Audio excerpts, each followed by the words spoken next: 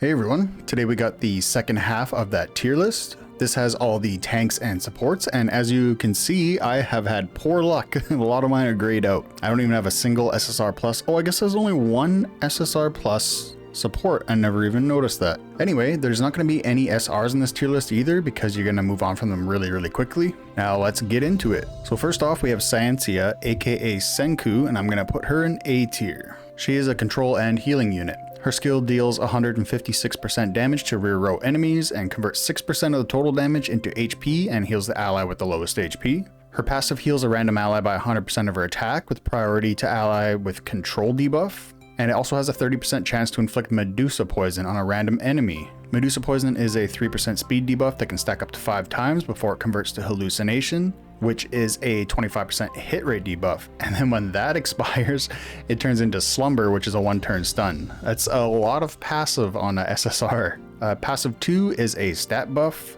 Passive 3 gives a 50% chance to add 1 layer of Medusa Poison to the target if they already carry that debuff. Getting the stun from her takes a lot of work, and if you could do that easier, she would be an S tier, but as of right now, she's not that good at all. Next up, we have Sandra, aka Sanji, going into double S tier. She's a splash heal unit whose skill heals 4 allies with the lowest HP by 110% of her attack and also grants them regeneration, which heals them by 25% of attack for 2 turns up to 5 stacks. Her first passive makes it so normal attacks heal 1 random ally by 30% of the damage dealt and restores 10 rage to herself. Passive 2 is her stat buff. Passive 3 gives a 30% chance to apply Flame Dance on hit, which is a 5% healing boost to Sandra for each stack an enemy has up to 10 stacks. Excellent healer here. Both her skill and her normal attack heals, plus that heal over time, her own healing buffs. She's just great. Next up, Denise, aka Denji. She's a debuff and reinforce unit headed to A tier. Her skill deals 161% damage to a random front row enemy. It then shares 30% of the damage that the ally with the highest attack takes for 2 turns and grants them and her a stack of chains for 2 turns, which is a 10% damage immunity and 10% crit resist buff. Her passive 1 gives a 30% chance to apply Shattered for 2 turns after normal attack, which is a 15% physical immunity and 15% crit res debuff up to 3 stacks. Passive 2 is a stat buff like always. Passive 3 increases the ally's damage immunity by 5% and normal attack damage increase of 10%. It's all allies, I'm not sure if I said that. Nothing much special here. The damage shared could have been good if it was for more than 1 unit, and her debuff chances are fairly low. I probably should have put her above Sania though. Next up we have Aonor, aka Eren Yeager. She's a line debuff unit and she's gonna go to the front side of SS tier. Her skill attacks the column with the most enemies, dealing 174% damage, and then removes all buffs from them before the attack lands. Each buff stack removes gives her a 50% chance to apply 1 stack of 2% damage immunity for 2 turns just on herself though, but it does go up to 10 stacks. Her passive 1 gives her normal attack a 20% chance to apply 1 stack of Vanquish for 2 turns on the column with the most enemies, which is a 5% damage dealt debuff and stacks up to 5 stacks. So potential to nerf their damage by 25%. Passive 2 is her stat buff. Passive 3 applies aim to random rear row enemy for the first 4 turns of the battle. After that enemy takes action, Aonor will do an extra normal attack on them that has 200% damage. Can happen once per turn. So she's got a regular normal attack plus an extra 200% damage normal attack. Now keep in mind, they're going to be doing a lot more normal attacks than skill attacks, so this is actually pretty dang good. It also makes her take 5% less damage from enemies with Vanquish. Oh, and aim is also a 10% defense and 10% healing received debuff. So as a general unit, she's a little bit better, but Sandra is by far the best healer out of the available units so far. Keep in mind, we already have 2 SP units that we can't even access yet. That's why you don't see them on these tier lists. So as soon as they add them or new characters into the game, these tier lists, I'll have to make some more. So Aonor, pretty damn tanky while being able to do some good extra damage to the enemy. She's not the best UR in the game, but she's not the worst either. Next up is Bip Polaris, aka Ken Kaneki. She's a cursed debuff unit and going into S tier. That's meant to be S, I'll fix that right now. Her skill deals 158% damage to the 3 enemy units with the lowest HP with a 20% chance to inflict Hermes Seal on them, which lasts for 2 turns, up to 5 stacks, and cannot be removed. When the unit with the debuff is attacked, all stacks will be consumed, with each stack giving a 20% chance to apply confusion, which forces the target to use normal attacks on random targets for 2 turns. Her first passive makes her attack the enemy with the lowest HP with a 15% chance to inflict confusion for 2 turns. I assume that's for her normal attack, it doesn't explicitly say, but it's safe to assume. Passive 2, standard stat buffs. Passive 3 gives her a 30% chance to apply a 1-layer Hermes capsule to the target when attacked. Like when she's attacked, it applies it to them. Hermes Capsule is a 5% damage resist debuff that lasts for 2 turns, up to 5 stacks, and when it expires, it converts into Hermes Seed. Pretty good crowd control unit here, just held back by the confusion, potentially letting the enemy attack your team still, although it is with normal attacks and they won't be able to use rage skills. She would be higher if that confusion just applied to attacking the enemy team only. This here is Ivy Linn, aka Shinji Yukari. I'm pretty sure that's the character from Neon Genesis. She's a control and shield unit and also going into S tier. Her skill grants all allies magnetic shield with a 20% chance to grant current pulse to 1 ally. Magnetic shield resists 50% of incoming damage, up to 10% of Ivy's max HP, and lasts for 2 turns. It also gives a 20% chance to apply 1 stack of static for 2 turns on attackers. Current Pulse is a 5% damage buff and a 50% chance to apply 1 stack of static for 2 turns on hit. Passive 1 makes normal attacks deal 120% damage with 30% chance to inflict stun for 1 turn. Passive 2 is a stat buff. Passive 3 makes it so while magnetic shield, I'm having trouble talking. Passive 3 makes it so when magnetic shield lasts, activating resonance will detonate static, turning it into magnetic storm and dealing damage equal to 2% of max HP per stack of static. Resonance is her main skill, so that'll happen when she uses her skill. Another actually pretty decent crowd control unit here, plus the added survivability to your team. Can't quite make it to SS rank, I'll probably put her ahead of Bip Polaris actually. Next up is Celestus.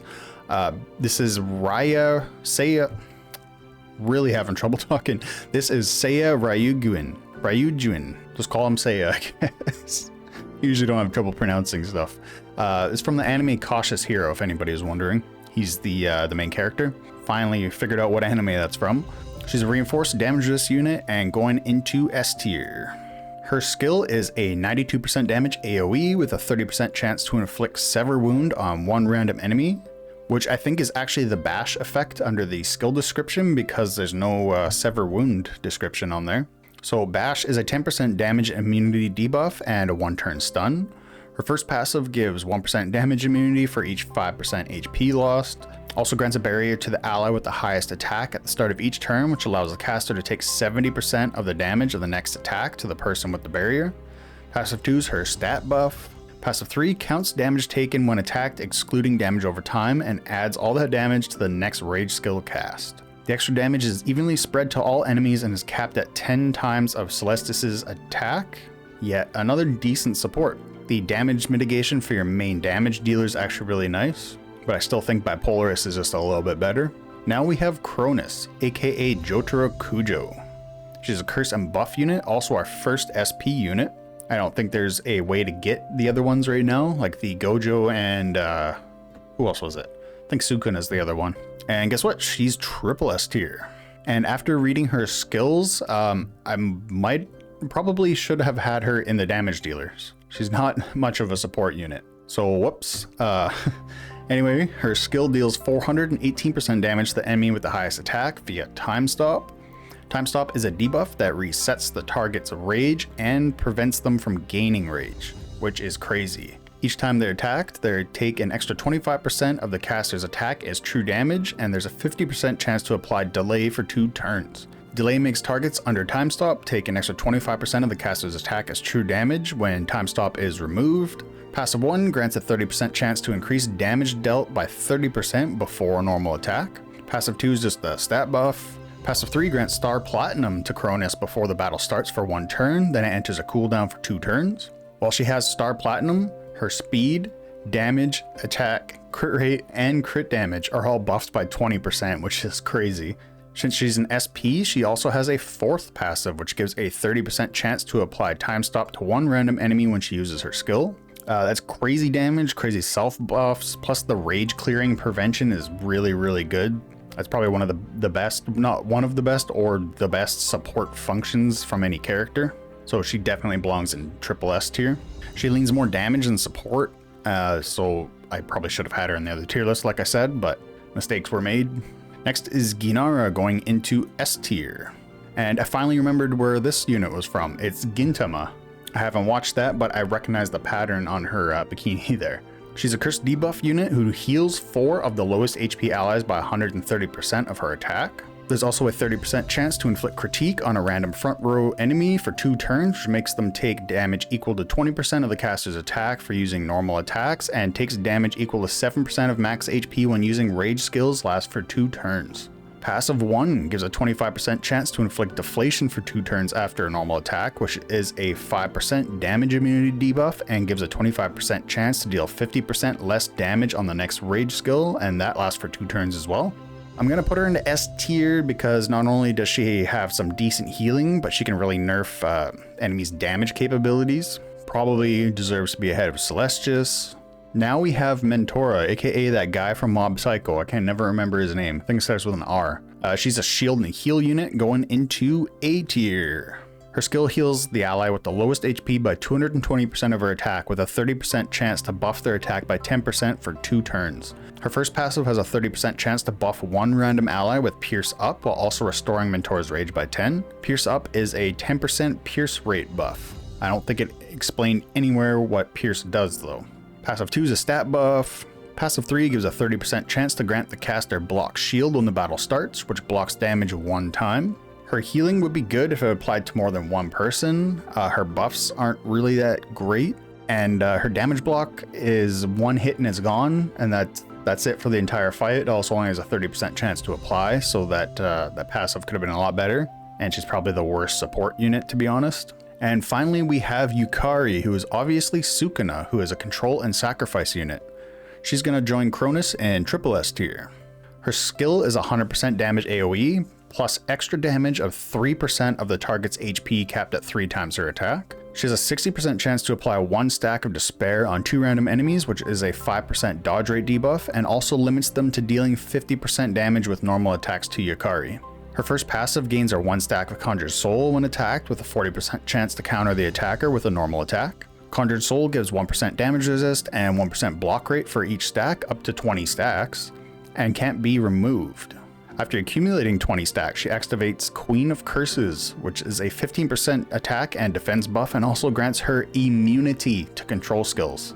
Her second passive is just a stat buff, meaning Lumina is the only unit in the game with an extra thing on her second passive, which I just thought was kind of weird. Passive 3 removes all her Conjured Soul stacks as well as all her debuffs, and heals by a percentage equal to the number of Conjured Soul stacks she had when she received a lethal blow, only once per battle. Meaning she won't die, but instead be healed and cleansed of debuffs, which is really, really good. Her counterattacks, her damage limiters for the enemies, control immunity, the free revive, like she's definitely a triple S unit. And that is the end of the tanks and supports tier list. Let me know what other kind of videos you think I should make. I'll be coming out with a starter guide, and I got a couple other ideas for stuff, but I like to see what the community wants and make videos for them. So make sure to leave a comment down below what you want, and I'll see if I can do it. Catch you next time. See ya.